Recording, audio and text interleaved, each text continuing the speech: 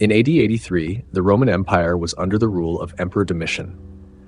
Though his military policies were largely defensive, rejecting expansionist warfare, there was one notable exception: his aggressive campaign against the Germanic Chatti tribe. As early as AD 82 or possibly 83, Domitian traveled to Gaul under the pretext of conducting a census. However, in a sudden and calculated move, he ordered an offensive against the Chatti tribe. To facilitate the campaign, a new legion, Legio I Minervia, was established. This force carved through the wilderness, constructing 75 kilometers of roads deep into Chatti tribe territory, exposing the enemy's hidden settlements and strongholds. It was during this campaign that Legio I Adiutrix, long dormant, was reawakened for war. The Roman legions advanced with ruthless precision, devastating the Chatti tribe's lands before withdrawing behind the Rhine.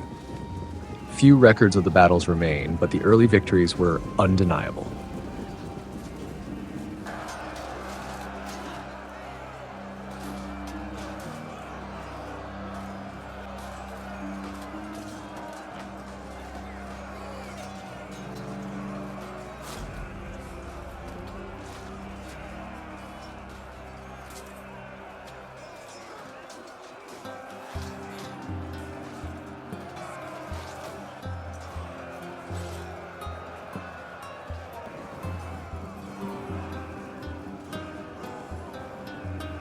By the end of AD 83, Domitian returned to Rome, triumphant.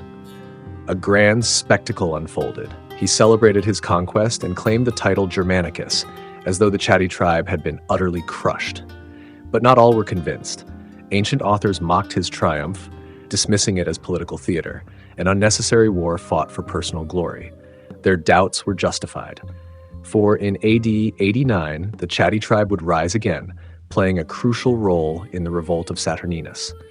Yet, for all its controversy, Domitian's campaign against the Chatti tribe remains a bold episode in his reign, one that saw Rome momentarily tighten its grip on Germania, only for that control to slip away once more. In the years following his campaign against the Chatti, Emperor Domitian shifted his focus towards strengthening Rome's frontier defenses. A key aspect of this effort was the development of the Limes Germanicus, a vast network of roads, forts, and watchtowers constructed along the Rhine River to secure the empire's borders against potential threats.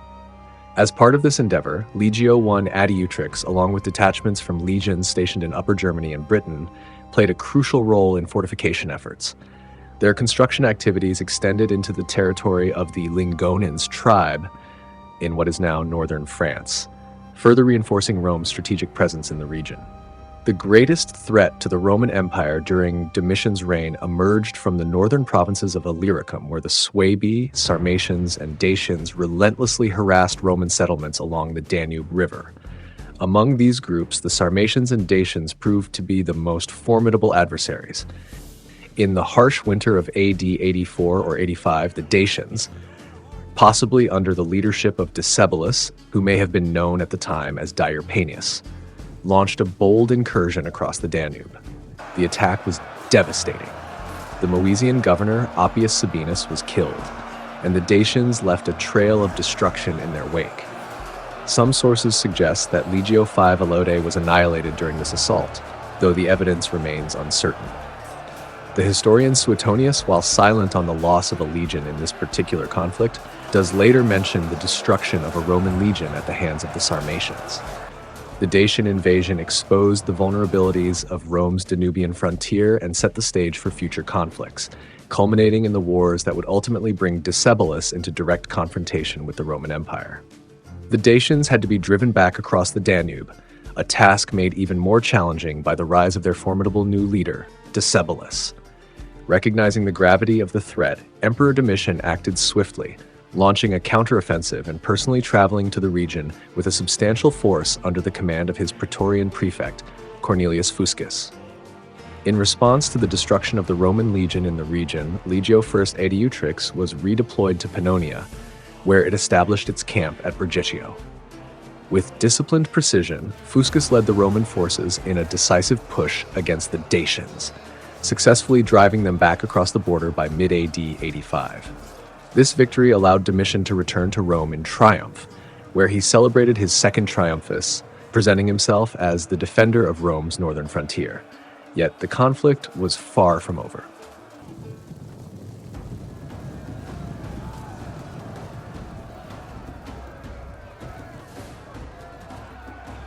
The Roman victory proved short-lived. In early AD 86, Cornelius Fuscus launched an ill-fated campaign deep into Dacia. Leading an army of 5 or 6 legions, he crossed the Danube on a pontoon bridge, determined to strike at the heart of Decebalus' domain. However, as the Romans advanced, disaster awaited them. At the First Battle of Tapai, Decebalus sprang a well-executed ambush, surrounding Fuscus's forces and striking from all sides. Amid the chaos, Fuscus attempted to rally his men, but his efforts were in vain. The Roman lines collapsed, and Fuscus himself was slain in the fighting. In a final humiliation, the Dacians captured the prized battle standard of the Praetorian Guard, a symbol of Roman prestige and power. This devastating defeat sent shockwaves through the empire, proving that Decebalus was no mere raider but a cunning and formidable adversary.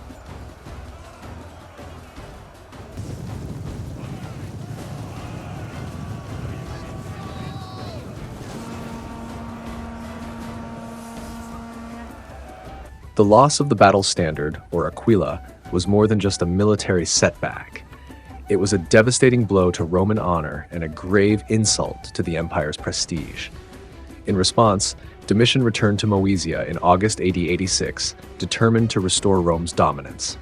To strengthen Rome's position along the Danube, he divided the province into Lower Moesia and Upper Moesia, and reinforced the frontier by transferring 3 additional legions to the region. After a year of intensive preparations, the war resumed. In AD 87, the Romans launched a renewed invasion of Dacia, this time under the command of Tedius Julianus. Among the legions involved in these campaigns was Legio I Adiutrix, one of 9 legions deployed against the Dacians. Marching from Viminatium, Julianus led his forces across the Banat, advancing toward the iron gates of Transylvania on the road to Sarmizegetusa, Decebalus' capital. In a climactic engagement at Tapai, likely in late AD 88, the Roman army triumphed, avenging their previous humiliation at the very site where Cornelius Fuscus had fallen. Victory seemed within reach, but before the Romans could strike at the heart of Dacia, events elsewhere demanded urgent attention. A major uprising erupted on the German frontier in AD 89, culminating in the revolt of Lucius Antonius Saturninus, governor of Germania Superior. With Roman forces stretched thin, the final conquest of Dacia had to be postponed. Following the assassination of Emperor Domitian in AD 96, unrest spread through the legions stationed along the Danube. The soldiers, loyal to their fallen emperor, refused to recognize his successor, Nerva. Facing mounting pressure from the military, Nerva was compelled to adopt Trajan, a respected general, as his heir, an act that would ultimately secure stability within the empire. During this turbulent period, Legio I Adiutrix took part in a campaign against the Suebi, a powerful confederation of Germanic tribes.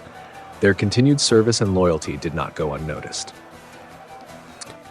Under the reign of Emperor Trajan, who ruled from AD 98 to 117, the legion was honored with the title Pia Fidelis, meaning devoted and faithful, a distinction that reflected both their unwavering allegiance and their battlefield prowess. As Rome entered a new era under Trajan's leadership, Legio I Adiutrix stood ready to play a key role in the emperor's ambitious military campaigns, proving themselves once more as a formidable force in the service of the empire. Although the Romans had previously defeated the Dacians, their power remained unbroken. Recognizing the continued threat they posed, Emperor Trajan turned his full attention to Dacia. After securing the Senate's approval for war, he prepared to launch a decisive campaign. By AD 101, Rome stood ready to strike. This war would showcase the full extent of Roman military ingenuity and engineering prowess. While 4 legions were already stationed in Moesia, poised to cross the Danube into Dacia, reinforcements were on their way. Legio I Adiutrix, along with Legio XIV Gemina, Legio XV Apollinaris, Legio X Gemina, and Legio II Adiutrix, marched to join Trajan's forces, strengthening the Roman invasion force. The offensive was executed with precision. 2 powerful legionary columns spearheaded the invasion, advancing deep into Dacian territory. As they marched toward the heart of the kingdom, they razed towns and villages, leaving destruction in their wake. The stage was set for a confrontation that would determine the fate of Dacia.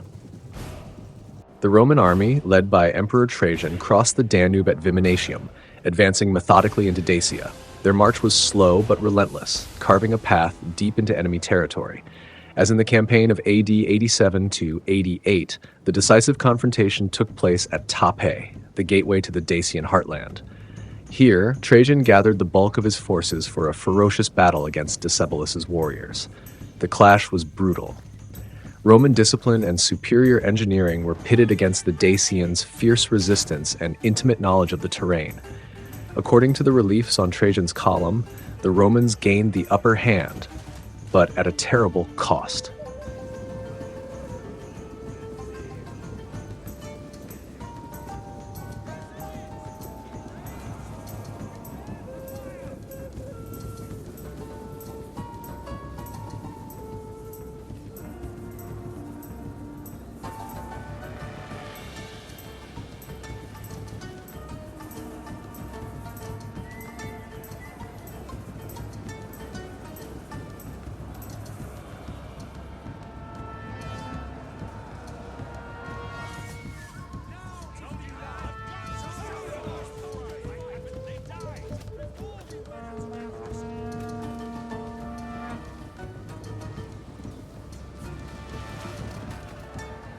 The battlefield became a slaughterhouse, with bodies piling up on both sides as Roman legionaries hacked their way through Dacian lines, only to be met with counterattacks from warriors wielding deadly falx blades. Blood soaked the earth, and the air was thick with the cries of the wounded and the clash of steel. Then, as the battle raged on, dark clouds gathered overhead.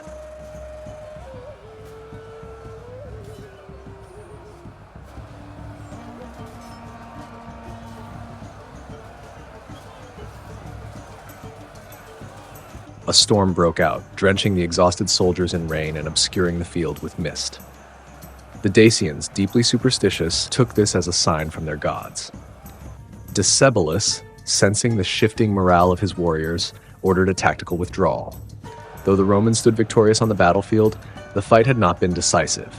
Decebalus regrouped, retreating to his well-fortified strongholds in the Orustia Mountains, where he prepared to make a final stand.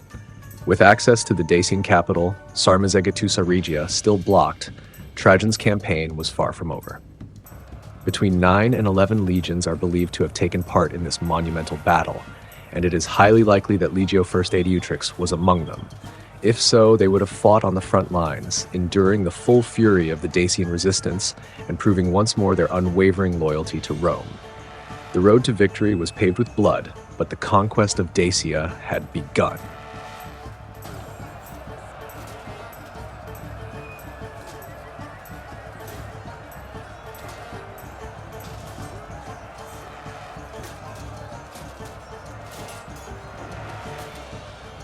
Following the hard-fought victory at the Third Battle of Tapae, Emperor Trajan chose to delay his final assault on Sarmizegetusa Regia until the arrival of spring. The harsh winter conditions and the need to consolidate supply lines made an immediate advance unfeasible. However, this pause gave the Dacian king Decebalus a crucial opportunity to regroup and devise a bold counter-offensive. Realizing that the Romans were entrenched in the mountains near Sarmizegetusa, Decebalus sought to force them into a more vulnerable position. He formed an alliance with the neighboring Roxolani and Bastarnae, two formidable warrior tribes, and together they plotted an ambitious assault on Moesia, south of the Danube. If successful, this strike would threaten Rome's provincial holdings and compel Trajan to abandon his position in the mountains. As winter deepened, the Dacian-led coalition prepared to cross the frozen Danube. Thousands of warriors, emboldened by the icy terrain, began their march across the river. But nature did not favor them. Temperatures had not been cold enough for the ice to solidify completely. As they advanced, the frozen surface gave way under their weight. Cracks splintered through the ice, and entire sections collapsed beneath the feet of the advancing horde. Chaos erupted. Hundreds, perhaps thousands, were swallowed by the freezing waters, dragged under by the weight of their armor and weapons. The survivors, shaken and disorganized, pressed forward into Roman territory, their initial advantage already diminished. Upon learning of the invasion, Trajan swiftly moved his forces down from the mountains, determined to meet the enemy before they could wreak havoc in Moesia. The first engagement occurred near Nicopolis, fought at night under the cover of darkness. This battle, though intense, proved inconclusive. The low visibility and cautious maneuvering of both sides resulted in minimal casualties, with neither army gaining a decisive upper hand. However, as the Romans received reinforcements, they tightened their grip on the invaders. Unable to retreat across the broken Danube, the Dacio-Sarmatian coalition was forced deeper into Moesia, where the terrain offered fewer advantages. The Romans, employing their superior logistics and coordination, gradually herded them toward a final confrontation. The decisive battle took place near Adamclisi, a rugged and unforgiving landscape that would soon be soaked in blood. The clash at Adamclisi was among the most brutal of Trajan's Dacian wars. The Dacians and their allies, though outnumbered and weary from their arduous campaign, fought with the desperation of those facing annihilation.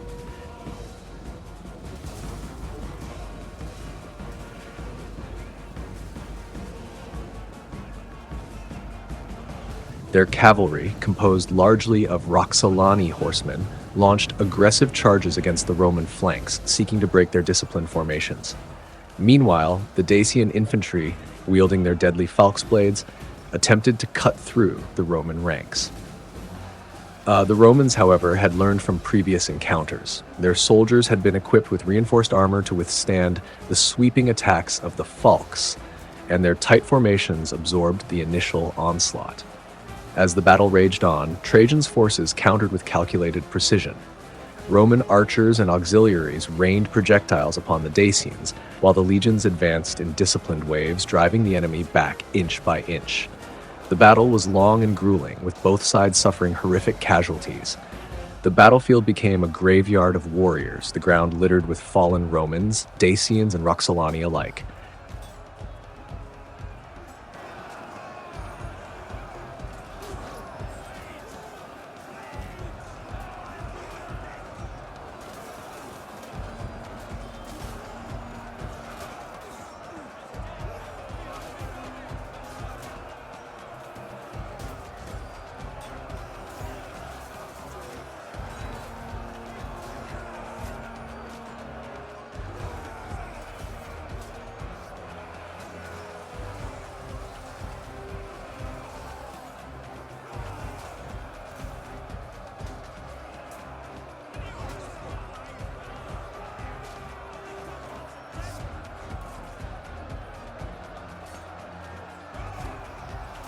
By the end of the day, the Dacian-led coalition was shattered. The survivors fled in disarray, their once bold invasion turned into a desperate retreat. The defeat at Adamclisi crushed Decebalus's hopes of turning the tide. His forces were decimated and his allies scattered. Recognizing that resistance was now futile, he sought terms of peace. In AD 102, Decebalus surrendered, acknowledging Rome's supremacy. As part of the peace agreement, he was forced to relinquish key fortresses, surrender his war machines, and accept a Roman garrison at Sarmizegetusa, effectively placing his kingdom under Roman oversight. The war had ended in a decisive Roman victory. Although Dacia remained nominally independent, it was now a vassal state, watched closely by Rome. But Decebalus, though beaten, had not yet been broken. His thirst for revenge would eventually lead to another, even more devastating conflict, a war that would ultimately seal the fate of Dacia forever. Despite his defeat in AD 102, Decebalus had no intention of remaining a Roman vassal. Though he outwardly complied with the terms imposed by Trajan, he secretly plotted against Rome. He rebuilt his army, fortified his mountain strongholds, and incited neighboring tribes to rebellion. Soon, Dacian raiders were once again crossing the Danube, pillaging Roman settlements and disrupting imperial control in the region. For a time, Rome tolerated these provocations, hoping to avoid another costly war. But as Decebalus's defiance grew bolder, it became clear that his submission had been an illusion. By AD 105, Trajan had seen enough. Determined to end the Dacian menace once and for all, he mobilized his legions for a second war. Unlike the first campaign, where Rome sought to punish and weaken Dacia, this war was waged with a single goal: total conquest. From the outset, however, the campaign proved arduous. Decebalus had learned from past encounters. Instead of engaging in open battles, he and his allies waged a relentless guerrilla war, ambushing Roman columns, harassing supply lines, and using the mountainous terrain to their advantage. The legions suffered heavily in these early engagements, struggling to achieve a decisive breakthrough. On more than one occasion, Roman detachments were lured into deadly traps, their disciplined formations shattered in the dense forests and steep ravines of the Carpathians. For a brief period, the war seemed to be slipping into another uneasy stalemate. But Trajan, undeterred, called for reinforcements. He tightened his grip on Dacia, establishing forward outposts and relentlessly pressing the offensive. By the end of 105, the tide had turned. One by one, Decebalus's fortresses were isolated and overrun. With their defensive network crumbling, the Dacians fell back to their last line of defense, the mighty stronghold of Sarmizegetusa Regia.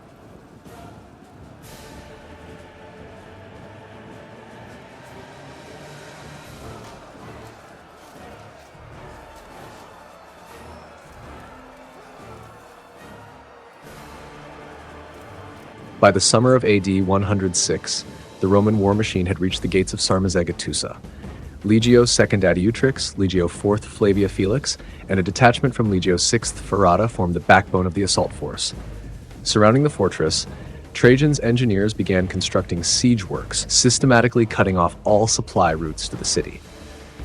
The Dacians, knowing their survival depended on holding Sarmizegetusa, mounted desperate counterattacks, attempting to break the siege. The first Roman assault was met with fierce resistance, as the defenders, armed with their deadly falques, repelled the attack and inflicted heavy losses on the legions. The city's formidable walls, reinforced with thick timber and stone, withstood the Roman onslaught. However, fortune turned against the Dacians when a treacherous local nobleman, hoping to secure favor with Trajan, revealed the location of the city's underground water supply. Acting on this intelligence, Roman engineers swiftly located and destroyed the aqueducts that provided fresh water to the fortress. Deprived of water, the defenders' resolve began to falter. As thirst and starvation set in, Sarmizegetusa could no longer hold out. With supplies dwindling and no hope of relief, the city fell. Roman forces stormed the walls, overwhelming the exhausted defenders in brutal close-quarters combat. Decebalus and his closest warriors attempted to escape into the mountains, but Roman cavalry pursued them relentlessly. Refusing to be taken alive, Decebalus chose to take his own life rather than suffer the humiliation of captivity. With its leader dead and its defenses shattered, Sarmizegetusa was razed to the ground. The once mighty Dacian capital was left in ruins, marking the end of an era and the final triumph of Rome over its most formidable adversary in the region.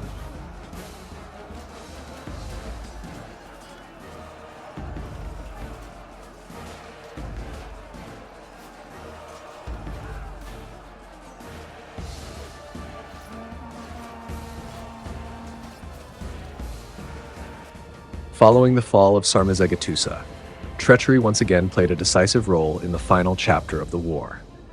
Basilis, a trusted confidant of Decebalus, betrayed the Dacian king's greatest secret, the location of his hidden treasure.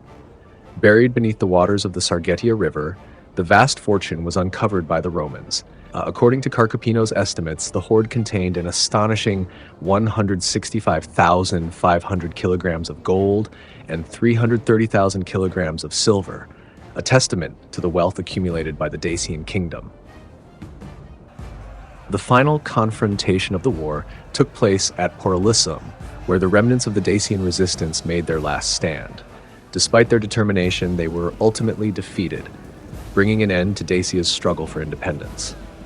With the conclusion of the Dacian Wars, Trajan secured a resounding victory, expanding the borders of the Roman Empire and solidifying his legacy as a great conqueror. The newly annexed province required stabilization, and Legio I Adiutrix, alongside Legio IV Flavia Felix and Legio XIII Gemina, was stationed in Dacia to oversee its pacification. Their presence ensured Roman control, enforcing order in a land that had fiercely resisted imperial rule for decades. Following its role in the conquest of Dacia, Legio I Adiutrix was later deployed in Trajan's Parthian campaign in AD 115 to 117. This ambitious military expedition aimed to expand Roman influence into the east, but it ultimately proved ill-fated. Due to the fragmentary and scattered nature of the surviving historical sources, reconstructing the precise events and objectives of the war remains a subject of scholarly debate. Historians continue to debate whether Trajan sought the complete annexation of Parthia or merely aimed to secure Roman dominance over key regions. In AD 115, Emperor Trajan led the Roman legions in a sweeping offensive into northern Mesopotamia, securing the region and formally annexing it into the empire. This conquest was deemed strategically vital, as it ensured that the newly subjugated kingdom of Armenia would not be isolated by a Parthian counterattack from the south. With their momentum unchecked, the Romans pressed deeper into Parthian territory, capturing Ctesiphon, the enemy's grand capital. The legions then advanced further, reaching the Persian Gulf, a feat that marked the furthest eastern expansion of the Roman Empire. However, the campaign took a dramatic turn in AD 116.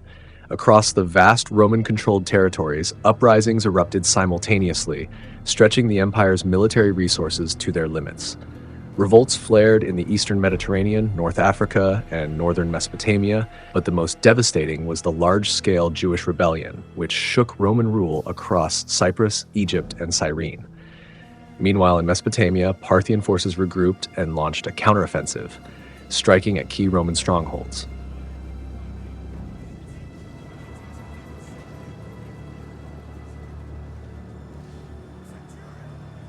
The situation escalated when Trajan attempted to besiege Hatra, a heavily fortified desert city that refused to surrender. The Roman army, despite its engineering prowess and relentless assaults, failed to breach its formidable defenses. Hatra's defenders, adept at desert warfare, launched deadly raids, harassing the Roman lines and depleting their morale. The unforgiving heat and dwindling supplies further weakened Trajan's forces, forcing him to abandon the siege. Sensing an opportunity, the Parthians, emboldened by Trajan's setback, struck key Roman positions. At Seleucia, Nisibis, and Edessa, Parthian forces, aided by local revolts, overwhelmed Roman garrisons. Roman soldiers, cut off and outnumbered, were either expelled or massacred as the tide of war shifted. Despite these setbacks, Trajan responded with characteristic resolve. Rallying his legions, he launched a brutal counteroffensive, crushing the rebellions in Mesopotamia and restoring some measure of Roman control. To stabilize the region, he installed Parthamaspates, a Parthian prince loyal to Rome, as a client king. However, the empire's grip on Mesopotamia remained tenuous. Weighed down by age and the strains of war, Trajan withdrew to Syria in AD 117, where he planned to renew the campaign. But fate intervened. Before he could launch another offensive, he fell ill and died, marking the end of Rome's most ambitious eastern conquest. His successor, Hadrian, would abandon Trajan's gains, retreating to a more defensible frontier along the Euphrates River. Thus, Trajan's Parthian campaign, though initially successful, ended in a precarious stalemate, revealing the limits of Rome's expansionist ambitions in the east. Hadrian, Trajan's successor, chose a different course for the empire, prioritizing stability over expansion. Abandoning his predecessor's aggressive campaigns, he sought to consolidate Rome's borders and maintain peace through diplomacy. As part of these strategic adjustments, Legio I Adiutrix was recalled to Brighetio in Pannonia, where it resumed its role as a garrison force. The following decades were relatively peaceful along the Danube, allowing detachments of the legion to be redeployed to conflicts in other regions. Units of Legio I Adiutrix were likely involved in military operations in Pontus and the Maghreb, reinforcing Roman campaigns beyond the European frontier. Additionally, historical evidence suggests that elements of the legion participated in the Parthian campaign of Emperor Lucius Verus in AD 161 to 166. During the Marcomannic Wars under Emperor Marcus Aurelius, Legio I Adiutrix played an active role in the conflict. From 171 to 175, the legion was commanded by Publius Helvius Pertinax, who would later briefly become emperor in 193. At this time, the legion remained stationed at Soni in Pannonia, but played a crucial role in the Roman campaigns against the Marcomanni in Bohemia. These wars were part of a broader struggle to defend the empire's northern frontier against Germanic incursions. Legio I Adiutrix, alongside other Roman forces, engaged in prolonged and arduous campaigns to push back the Marcomanni and secure the empire's borders. From the fierce clashes against the Chatti under Domitian to the grueling wars of Trajan in Dacia and Parthia, this legion stood at the forefront of Rome's bloodiest conflicts. It fought with unyielding resolve at Tupae, and under Marcus Aurelius, it held the line against the Marcomanni, and alongside Lucius Verus, it struck at the heart of Parthia. Through every war, every battle, and every hardship, Legio I Adiutrix remained true to its name, Pia Fidelis, loyal and faithful. Whether in victory or in the face of overwhelming odds, the legion never wavered in its duty to Rome. But its tale did not end here. This legion would go on to shape the fate of the empire through the reigns of 5 emperors, standing firm in the empire's darkest hours. Yet, that is a story for another day.